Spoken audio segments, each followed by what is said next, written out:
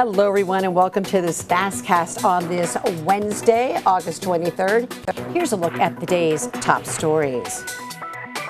A big decision by the Anchorage Assembly last night. By a vote of 9-3, members voted down a resolution to fund the proposed homeless shelter and navigation center at Tudor and Elmore Road.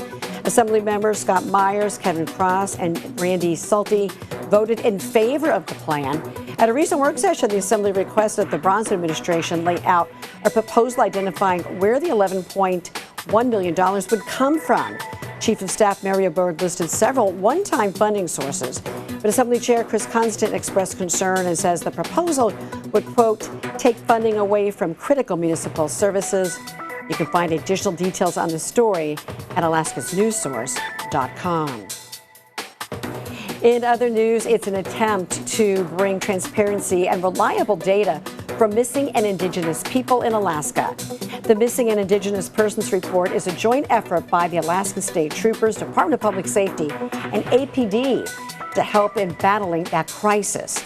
The two parts of the plan include a quarterly report with numbers focused on those of Alaska Native and American Indian descent, as well as updating missing persons clearinghouse operations to include the race and sex of each missing person and to ensure all missing persons are entered into the National Missing and Unidentified Persons System.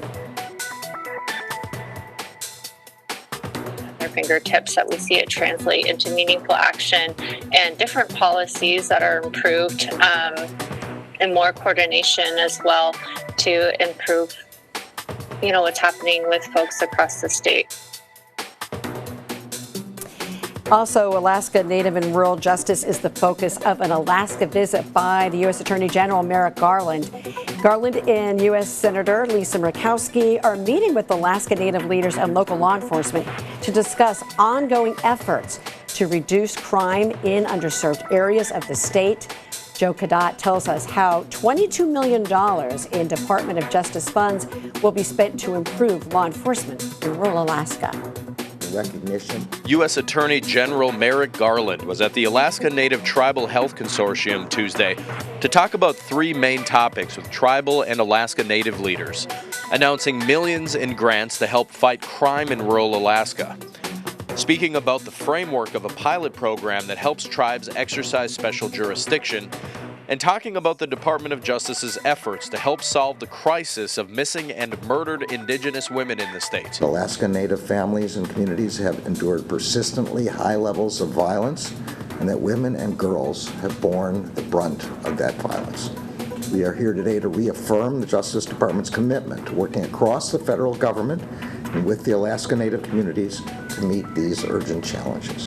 Daryl Hildebrand is the Public Safety Manager for the Tanana Chiefs Conference, which helps fill gaps in villages where there is no law enforcement presence, and there are many of them. To have the Attorney General for the United States of America up here to speak to the people that are out there that deal with it on a daily basis, the tribal chiefs in the villages up in Galena, that to have them see him and are able to talk to him and meet with him and discuss their issues is super, super important. Hildebrand says many will go years without seeing law enforcement in their communities. It's one of the goals of the Tanana Chiefs Conference to eventually have a law enforcement presence in every village, and every bit of funding is helpful. I've hired officers who are rovers. And what I mean by a rover is they'll rove to different villages during different times. They'll spend, a week to 2 weeks in each community that they rove out to. I mean, there is a lot of underreporting of crimes. When we have an officer go into a community, it quiets the community down. People will say, this is the first good night's sleep we've had in a while. Joe Cadat, Alaska's News Source. Well, that does it for this FastCast. And you, of course, catch all of these stories, a lot more news and weather from across the state at alaskasnewssource.com. Also, you can catch it all on these streaming devices right there throughout the day. Thank you so much for joining us, and have a great day.